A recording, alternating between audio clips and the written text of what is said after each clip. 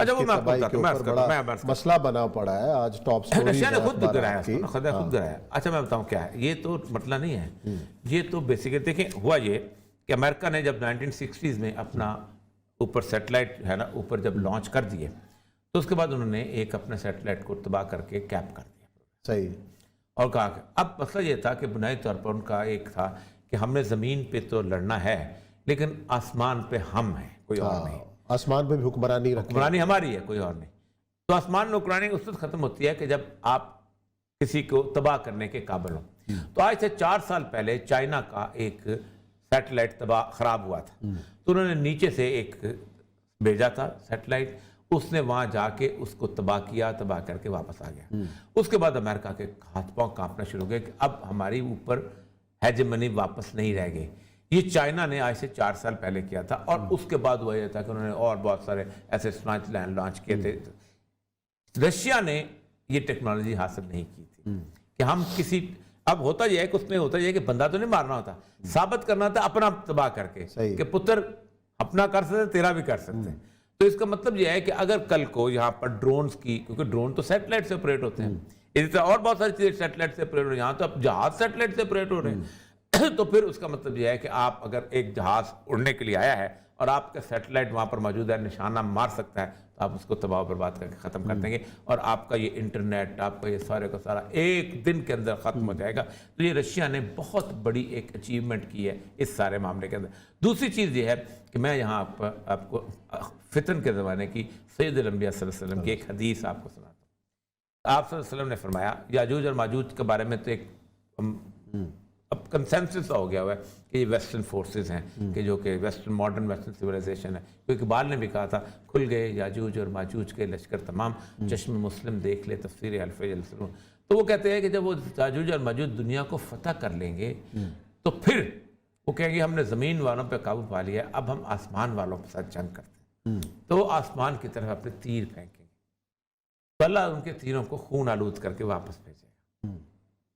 اس کا مطلب ہے کہ وہ لاسٹ جنگ جو ہے وہ سیٹلائٹ کے لیول کی جنگ ہوگی، جہاں سے وہ زمین سے اس کو آپریٹ کر کے اس کو جنگ کریں گے۔ اور یہ فتن کی ان چند حدیثوں میں سے ہے کہ جو صحیح اور متفق علیہ قسم کے حدیثیں ہیں، اور جو یاجوج ماجوج کے بارے میں گفتگو سن رہا تھا اٹل بہاری واجپئی کی بیٹی کی، اچھا، اس سے بڑی لمبی چوڑی گفتگو کی ہے۔ اس نے کہا ہے کہ انڈیا کو تباہ و برباد کر دیا ہے بی جے پی کی پالیسی سے، اور اس کی بنیادی وجہ یہ ہے کہ انہوں نے ایک ایسا نیریٹو پیش کیا ہے جس نیریٹو کے بعد امن نہیں آ سکتا کسی طور پر۔ اس نے کہا میرا باپ 12 سال وزیر اعظم رہا ہے انڈیا کا، اور میرے باپ کے زمانے میں کبھی اس طرح کی صورتحال پیدا نہیں ہوئی تھی کہ جس طرح کی صورتحال کبھی مسلمانوں نے، حالانکہ ہم بی جے پی سے تھے، حالانکہ ہمیں کہا جاتا تھا کہ ہم بجرنگ دل سے ہیں، بہت سارے مسلمان رہنما تھے بی جے پی کے اندر، نقوی صاحب تھے، سیکٹری تھے، اب نکلتے چلے جا رہے ہیں۔ میں وہی کہہ رہا تھا کہ اس کی اگر وہ ویڈیو مل جائے تو وہ سنایا جائے، بہت کل ہم کوشش کریں گے کہ اس کی وہ جو خواہدار بہت بڑے آدمی کی بیٹی۔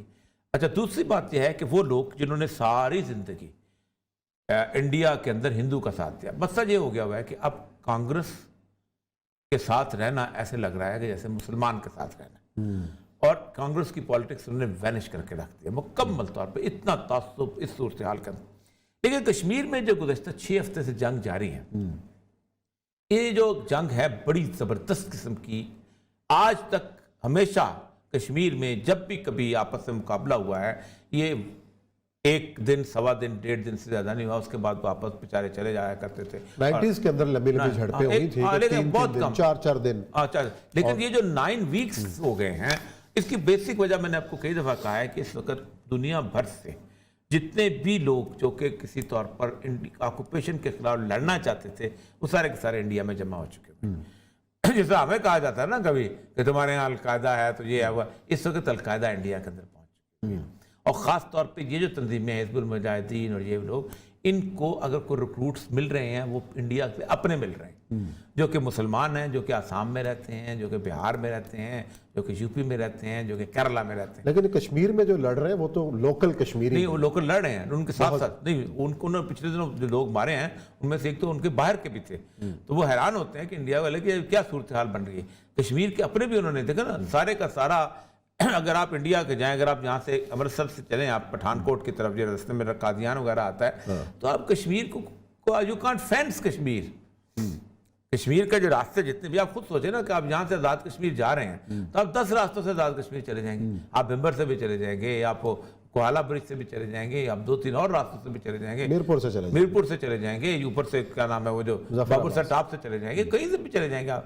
یہ جو ادھر سے کیا نام ہے ایبٹ آباد سے بھی چلے جائیں گے، بہت جگہ سے. ان راستوں کو آپ کنٹرول تو نہیں کر سکتے. اور پھر پہاڑی جس قسم کی ہوتی ہے، اس پہاڑی راستے میں آدمی گھومتے ہوئے چلتے ہوئے نظر نہیں آتا.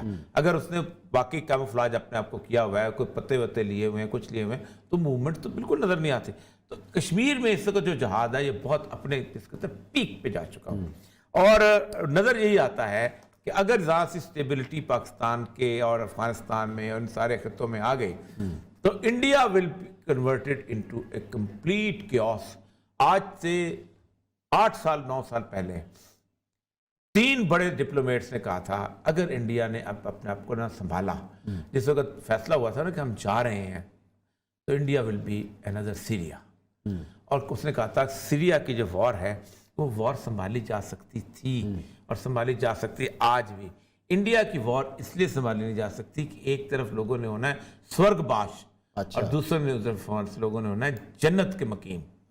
یہ دونوں جو ہیں اپنے اپنے معاملے میں چلیں گے. اور اس میں سوائے اٹھ کے جس بندے کے پاس کچھ سٹیکس ہیں، جو کاروبار کرتا ہے، جس کے پاس گاڑی ہے، جس کے پاس گھر ہے، جس کے پاس اولاد ہے، اس کا مستقبل ہے، وہ ڈرتا ہوا گھر میں بیٹھا رہے گا. لیکن وہ جس کے پاس وہ کہتا ہے نا گھر میں کیا تھا کہ تیرا غم اسے غارت کرتا، وہ جو ہم رکھتے تھے ایک حسرت تعمیر تو ہے. جس کے پاس کوئی سٹیکس نہیں ہوتے وہ بالکل چل جائے. اکبر بگٹی کہا کرتا تھا خانہ بدوش سے کبھی لڑائی نہ لو، اس لیے کہ اس کا گھر نہیں ہوتا. ایک گھر نہیں ہے کوئی، اس کا گھر اپنے کندھوں پہ ڈھانکتا ہے. اور کسی اصل مسئلہ یہی ہوگا ہے کہ سب سے زیادہ اس وقت آسام میں جو لڑائی ہوئی ہے، یو پی سی پی، سب سے زیادہ اس وقت آسام میں روہنگیا کے لوگ ہیں یا بنگلہ دیش کے لوگ. اب بنگلہ دیش کے وہ لوگ ہیں جن کو پتا ہے کہ اگر ہم کسی نہ کسی طور پر سامنے آ گئے تو ہم تو 25-30 سال تک ان بڑے بڑے جنگلوں والے گھروں جیل خانوں میں رہیں گے کہ جن کے بارے میں ہمیں کہا جائے گا کہ تم یہاں بیٹھے رہو جب تک تمہاری گورنمنٹ تمہیں قبول نہیں کرتی. اور گورنمنٹ ان 1 کروڑ 20 لاکھ لوگوں کو قبول نہیں کر رہی بنگلہ دیش کی. وہ کہتے ہیں یہ نہیں ہم واپس لیتے. اب وہ وہاں نہ انڈیا کے ہیں نہ بنگلہ دیش کے ہیں. اب ایسا آدمی جو ہے وہ کیا کرے گا؟ ایسا آدمی یہ ہے کہ اس کو پھر اور ایک اور بات بتاؤں، فنانسنگ جہاد یہ اب رکنے والی بات نہیں ہے. یہ جس طریقے سے ہوتا ہے، 2 چیزیں اسلحہ اور پیسہ، یہ اس کا کچھ سراغ ہی نہیں ملتا. میں ایک دفعہ فلسطینیوں سے ملا تھا، انہوں نے کہا کہ یہ جو انہوں نے کارڈ بنا دیا ہے، کیا نام ہے اس کا، ڈیبٹ کارڈ اور کریڈٹ کارڈ، یہ کتنا آسان کر دیا انہوں نے. ایک آدمی گیا ہے، اس نے وہاں سے جا کے اپنے پیسے نکالے ہیں، آج نکالیں، کل نکالیں، پرسوں نکالیں، اس کو کیا پتا ہے کیا چیز. اب تو سب سے اہم ترین بات یہ ہے، آپ نے اسلحہ خریدنا ہے، آپ بٹ کوائن خریدے ہوئے ہیں، آپ بٹ کوائن میں اس کو پیمنٹ کر دیتے ہیں کرپٹو کرنسی کے اندر. آپ بیلجیم میں بیٹھے ہوئے 3 تاجروں کو پیمنٹ کی اور 3 تاجروں نے کہا کہ ہم اسلحہ جو ہے وہاں پہنچا دیتے ہیں. اب اسلحہ پہنچانے کی سب سے بڑی اہم بات ہے، اسلحہ کا واحد کاروبار ہے کہ عثمان صاحب اگر آپ نے مجھ سے اسلحہ خریدنا ہے تو میں ذمہ داری میری یہ ہے کہ میں اسلحہ آپ کے گھر میں پہنچاؤں گا. جب اسلحہ مکمل طور پہ سیف پہنچ جائے پھر آپ مجھے پیمنٹ کیجیے گا. یہ ہے رستہ، یہ ہے بنیاد. اب ایسی صورتحال میں آپ جب تک لوگوں کو پبلک جہاں تک آپ کا سپورٹ دے گا نا، اگر کوئی شخص یہ کہتا ہے نا کہ 60,000 افغان مجاہدین نے، طالبان نے جنگ جیتی ہے، تو وہ جھوٹ بولتا ہے. 60,000 نے نہیں جیتی. وہ جو پبلک سپورٹ تھی ان 60,000 کو، جس کے اندر وہ بیٹھ جاتے تھے، چپ جاتے تھے، کھاتے پیتے تھے، گھومتے پھرتے تھے، رات کو جا کے حملہ کرتے تھے. اس وقت وہ ایک پنجابی کی بڑی مشہور فلم تھی فرنگی، اس سے مدر شاہ کا ایک ڈائلاگ ہوتا ہے بڑا زبردست. وہ کہتا ہے کہ دن نو راج فرنگی دا راتی راج ملنگی دا. تو وہ دن کو فرنگی ہوتا ہے، نظر آتا ہے، لیکن رات کو پھر فرنگی کا راج ہو جاتا ہے. اور فرنگی ملنگی کا راج تھا. ملنگی اس وقت ہی ہوتا ہے کہ جب اس کو اس کے لوگ سپورٹ کرتے ہیں. اور یہی وجہ ہے کہ افغانستان کی جنگ انہوں نے جیتی کہ پبلک ان سپورٹ کا. کشمیر میں بھی پبلک سپورٹ اب بہت زیادہ ہے.